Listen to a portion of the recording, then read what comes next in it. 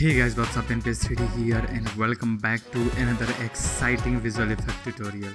So first, let's take a look at what we are going to create and learn today.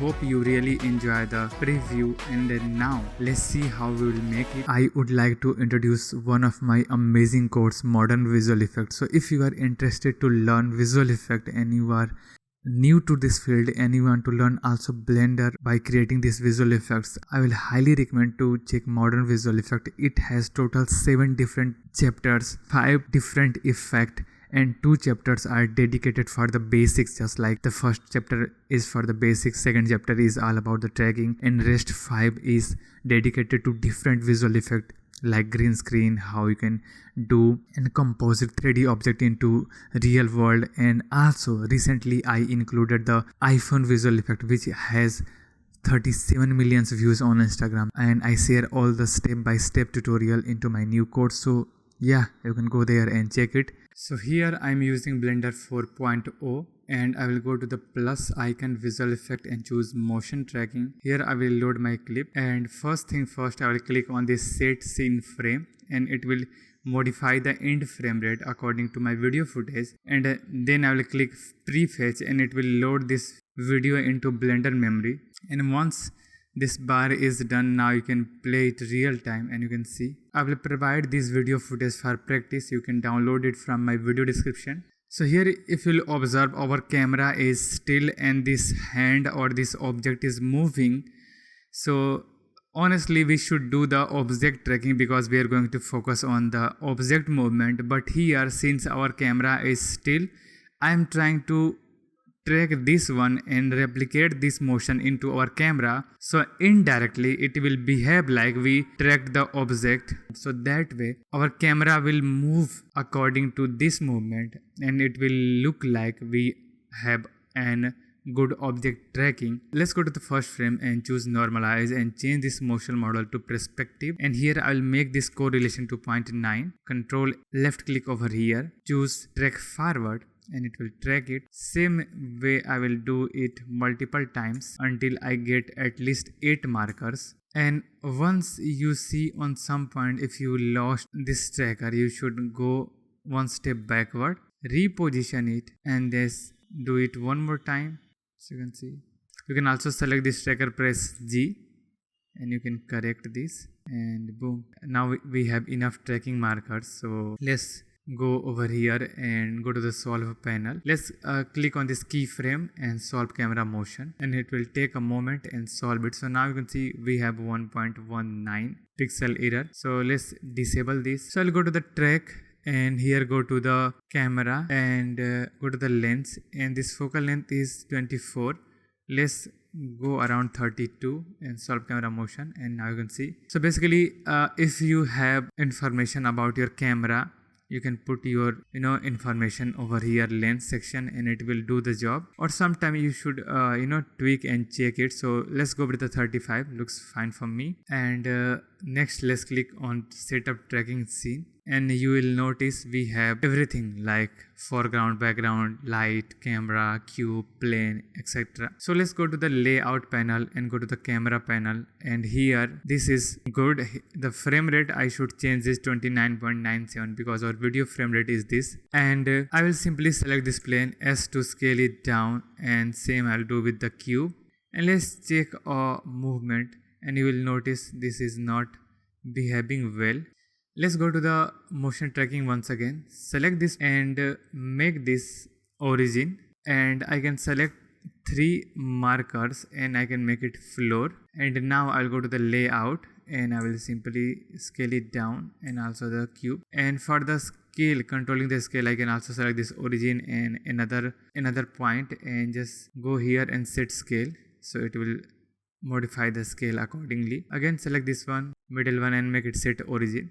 And let's go to the layout and let's play, and you can see we have the perfect motion going on. So the idea is to track this camera and create tracking scene, but you should also consider orientation because it will perfectly stitch or perfectly stick your objects around the markers or the location where we tracked. And you can just do a manual creation. We have perfect motion going on. Now you can build anything over here. You can build some airport stuff. You can create a nature scene over here, and you can do anything like over here. So this part is done. Let's talk about the CGI creation for the airplane. Let's click here, go to the background and remove it. And I am doing because I would like to build the 3D scene over here, and then I will render into multiple passes and I will do the compositing later inside After Effects. But in case if you are not want the same, you should leave these things over here, and you should delete the light, and you can leave this over here in the background and for the foreground. Okay, and this is ground, this is cube, Control S to save. And now I need some assets just like the aeroplane. Here you can see I am going to use it from this sketchfab and this from the Momont Nikita, and yeah, credit is necessary for all the artists. And here is another one for this map section because we are going to use this runways from this creator. And one last model, this tower.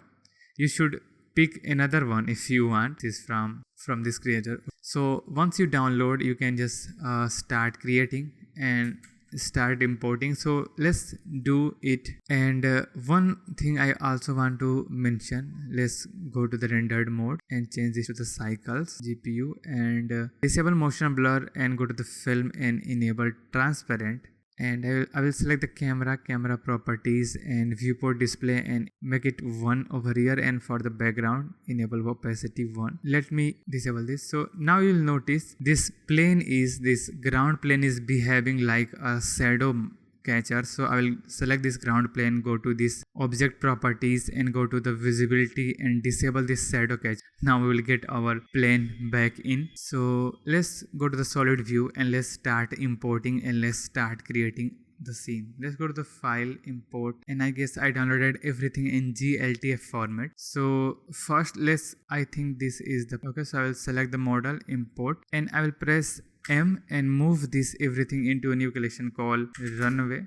And you will notice this is huge in size, so I'll press S and scale it down so that it can at least fit over here. And there are a bunch of things in this model, but I am looking only for the runway, so I'll press slash and I will try to delete rest of the thing. Okay. So first I'll select this plane and I'll delete it. I'll select this plane and delete it. So now I guess I have only these things available, right? Here you will notice this is black. Go to the shader editor, and if I'll go to the render setting, you will see still this is black, but here this is white, and I don't know why this was not behaving. So go to the emission and make it 1 and it will available, and same I will do with this one. Okay, let's go to the solid mode. And here I will select everything, and I can highlight anything with shift and Ctrl J, so everything will stitch together, and press slash to unsolo. And now I can align it the way I want. I will also select this, press Alt P and clear and keep transform, and I will delete this null. So you will notice this size of the runway is big, and we should keep it around this plane. We should mask it. So what I will do first, let's disable this cube and align it properly, and I will create 2 cubes. So let's create cube over here and just move it. Let's scale it down. So basically we are going to Boolean this. I can also select this and delete these edges, but you will see these are uneven. So I thought Boolean will be a good option to do it. And let me know if you have another way to mask these kinds of models or objects. Let's move this over here. I'll select this runway, go to the modifier and choose a Boolean modifier and select this cube, and let me make it fast. I'll select this cube and disable it from viewport and also from the render, and you will notice we have something. Also you will notice this vertices or edge. So to fix that, I thought Control A to apply the scale and then tab to go inside the edit mode and just add some loop cut, and that will do the job, I guess. Yes. And same way I will duplicate this cube over here, shift D, but this time I think we should make it longer. So let's keep it around over here, apply the scale, select this, apply another boolean modifier and choose this time this one and make it fast. So you will notice we have things, okay, and you can refine these things by adding more segments. Same I will do with these. Now this is looking good, and yeah, you can see this is looking really good. Let's play and see. You can see, and I will also change this to the EV, make it ambient occlusion 2x2, screen surface reflection. So we should preview this in real time, and also I can hide this XY and floor, and you can see for the corners you can go inside the edit mode and you can just change these things a bit. So you should hide these things. Next thing, I would like to grow some grasses. For that I would like to use an add-on called Botanic, and here I will select the plane, make sure Ctrl A and apply this. I can also shift D to duplicate so that we have a backup copy, and this one I will grow some grasses. So I will select this, and first let me subdivide this multiple times and click on this plus icon, and we have grass. And if I click here, I have a bunch of category what I wanna use. So in this case I want to use a basic grass and hit OK. Size is very big. In this case we are going to create a mini world. So I would like to go down and change the numbers. So first let me decrease the size, okay, you can see, and let me go to the solid view so that it can focus, and then I can increase the number more, and you will notice this is spreading grass everywhere, but I want to add the grasses where the runway is not available. I'll go to the density tab, let's go to add and let's draw, and you will see we are adding grasses accordingly, okay. And same I will do this side as well. As here I can also increase the radius. Once you're done, let's click on this back, and now I will go down in the length tab. I will also use the density, and here you'll notice we have grass coming in front. So I can click on this paint tab again, and I can also choose the mix option. Maybe let's choose the blur option, okay. Let's go back, and again I will go down over here and down the size more, I guess even more, and increase this number to 6000. So now you can see this looks now really good. And I can also click on this plus tab, and I have a bunch of like rocks, this kind of vines and flowers as well as. So you can definitely use any of these. So let's go to the flower tab, and I will try to use like this one and hit OK. And first let me disable the basic grass, and here you will notice it again behaving the same. So I will go and use selection one by one. So I will go here for the flower, lavender flower, and I will go down, and on the density tab I will use the same which we painted, and I will just down the scale like this, scale randomize also, and I can make this 6000 and just make it more down, okay, like this. And I think I don't need this grass because we already have this one, and you will notice this is looking really nice. And here the grasses which coming in frame, I can select this GX or GY and just move it aside. So I have this. Let's go to the cycles, and now I think we should work on the lighting part as well as. But before that, let me, this is looking nice, but I'm not satisfied with the texture for the willow texture. So what I will do, this base swirl, I will go to the shader editor, and I can make the scale high like 5 or something, and then it is looking a bit good. I can also make it bright or something like this, or you can use a different texture over here. But yeah, this looks nice.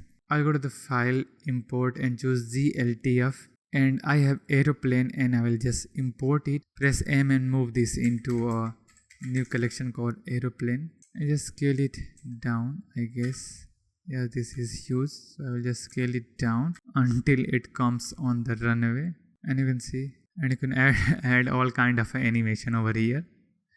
But let's do it properly. So I will just select this, and I will just scale it more down, just make it the size of runway. And to animate this, what I did, I created a path. So I will simply press Shift A, and I will use a Bezier curve, and here I will simply go inside the edit mode SY0 and just move it. This will start. Let's press GX and on over here, and here just press GZ and just move it and make it in a curve, kind of a arc. Okay, let's press 1 and just press E to move it over here, extrude it and move it over here, and I guess like this way. Maybe I'm not sure if aeroplane fly like this way. So yeah, this is a basic way. And once you created this path, now let's select this aeroplane, go to this constraint tab, and here I will use a follow path, and I will choose the path. And now you will notice this is starting from here. I will just make it offset it from over here, and also make it follow curve. I will use this X, forward axis is X, and you can see. And let's suppose sometime you will notice this is not aligning properly. On that scenario, what you should do, you should select this aeroplane and just move it and align it. And here you can also notice this is tilting not in the right way, so I will just rotate it like this, just make it down like this, and now move. You can see this is behaving properly. So let's start from here and press I to add keyframe. Go to the very end and just move it like this, and press A T and make it linear, so it will follow a constant movement. And you can see I can select this and move this into the aeroplane, and let's hide this.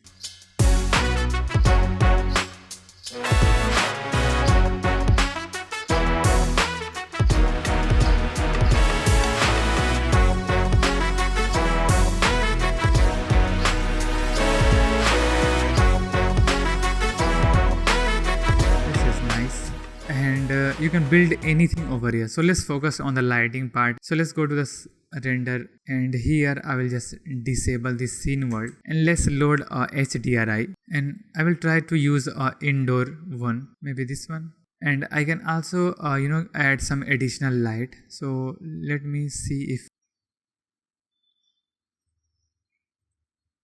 so here you will notice a light coming from this left side. So I will create a new light, and this will be aerial light GZ, and I will press M and move this into a new collection called lights.